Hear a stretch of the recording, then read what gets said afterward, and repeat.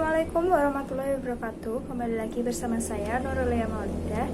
Kali ini kita akan membahas tentang bab 9, yaitu keamanan informasi.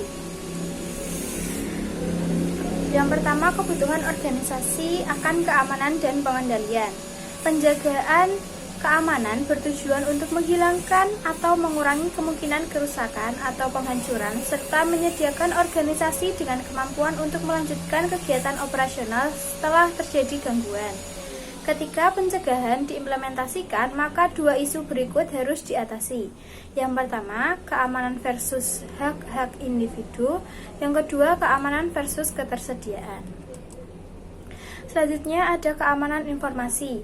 Information security merupakan perlindungan terbaik peralatan komputer dan non-komputer, fasilitas data dan informasi dari penyalahgunaan pihak-pihak yang tidak berwenang.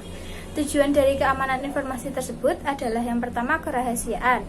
Perusahaan berusaha untuk melindungi data dan informasinya dari pengungkapan kepada orang-orang yang tidak berwenang. Yang kedua, ketersediaan. Perusahaan menyediakan data dan informasi bagi pihak-pihak yang memiliki wewenang untuk menggunakannya. Yang ketiga, integritas. Semua sistem informasi harus memberikan representasi akurat atas sistem fisik dan direpresentasikannya. Selanjutnya ada manajemen keamanan informasi. Istilah dalam manajemen keamanan informasi yaitu Information Security Management atau ISM merupakan aktivitas atau menjaga agar sumber daya informasi tetap aman. Selanjutnya ada Business Continuity Management atau BCM merupakan aktivitas untuk menjaga agar perusahaan dan sumber informasinya tetap berfungsi setelah adanya bencana. Selanjutnya ada Corporate Information System Security Officer atau CISO, merupakan direktur keamanan sistem informasi perusahaan.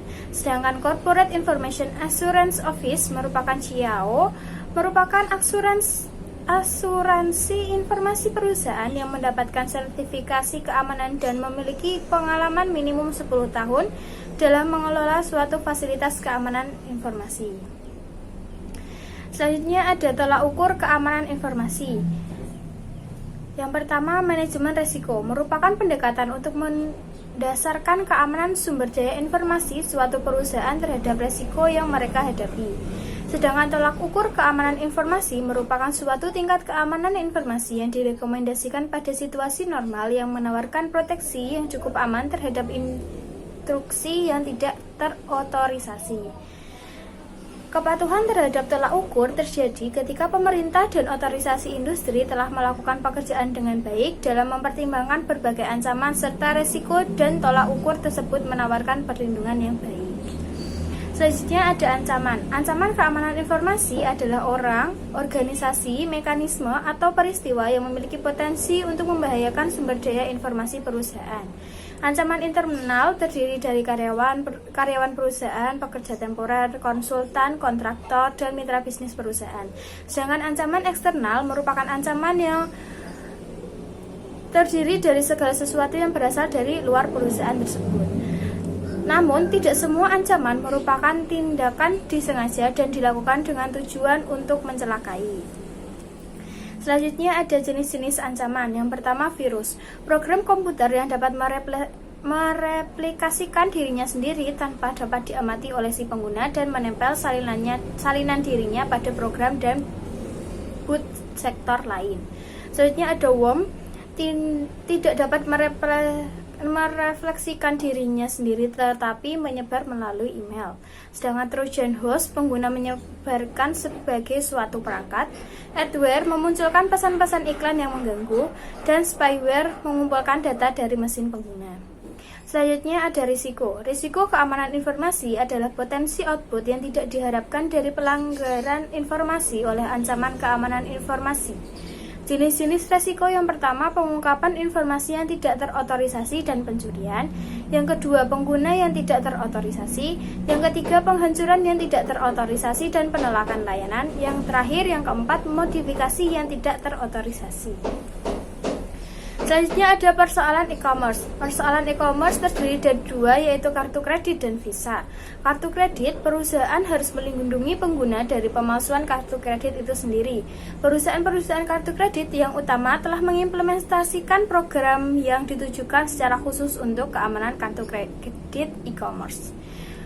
Yang kedua ada praktik keamanan Visa. Yang pertama, memasang dan memelihara firewall. Yang kedua, memperbarui keamanan. Yang ketiga, melakukan enkripsi data yang disimpan. Yang keempat, melakukan enkripsi data yang dikirim. Yang kelima, menggunakan dan memperbarui peranti lunak antivirus. Yang keenam, memberi akses data kepada orang-orang yang ingin tahu. Yang ketujuh, memberikan info ID unit kepada setiap orang untuk memudahkan mengakses. Yang kedelapan, memantau akses data dengan ID unik. Yang ke-9, tidak menggunakan kata sandi default yang disediakan vendor. Dan yang ke-10, secara teratur menguji sistem keamanan. Secara lebih rinci, 3 praktek umum dari keamanan Visa yaitu 1. Menyaring karyawan memiliki akses terhadap data. Yang kedua, tidak meninggalkan data atau komputer dalam keadaan tidak aman. Dan yang ketiga adalah menghancurkan data jika tidak dibutuhkan lagi. Selanjutnya ada manajemen resiko. Pendefinisian resiko terdiri dari 4 langkah. Yang pertama, identifikasi aset-aset bisnis yang harus dilindungi dari resiko. Yang kedua, menyadari resiko. Yang ketiga, menentukan tingkatan dampak pada perusahaan jika resiko benar terjadi. Dan yang keempat adalah menganalisis kelemahan perusahaan tersebut.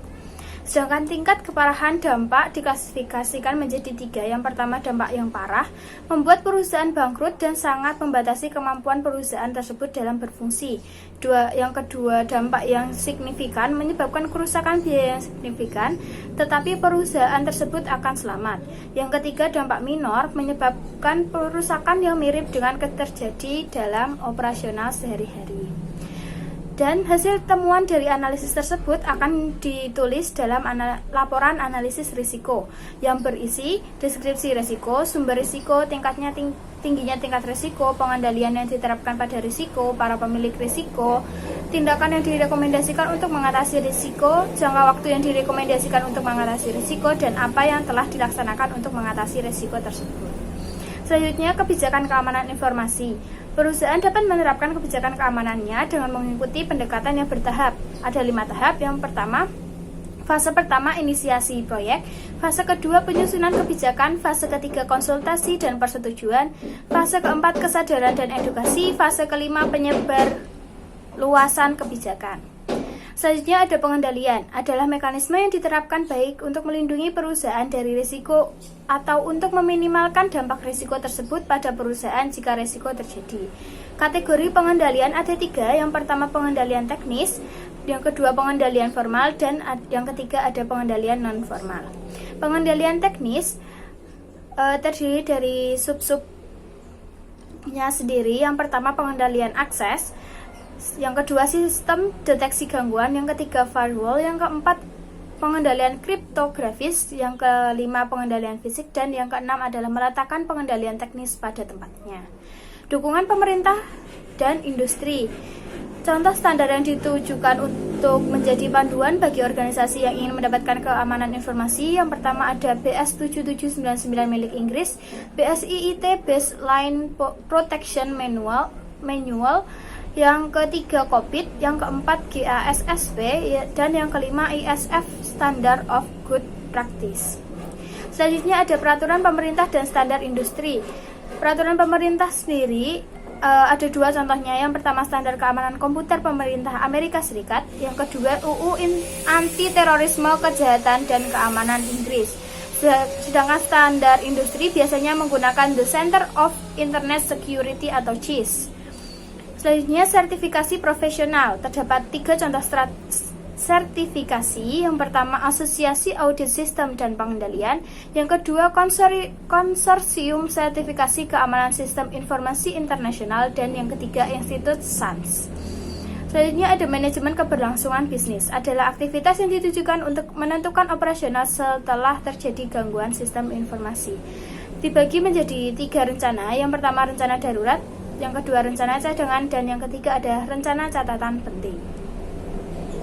Sekian materi yang dapat saya sampaikan. Wassalamualaikum warahmatullahi wabarakatuh.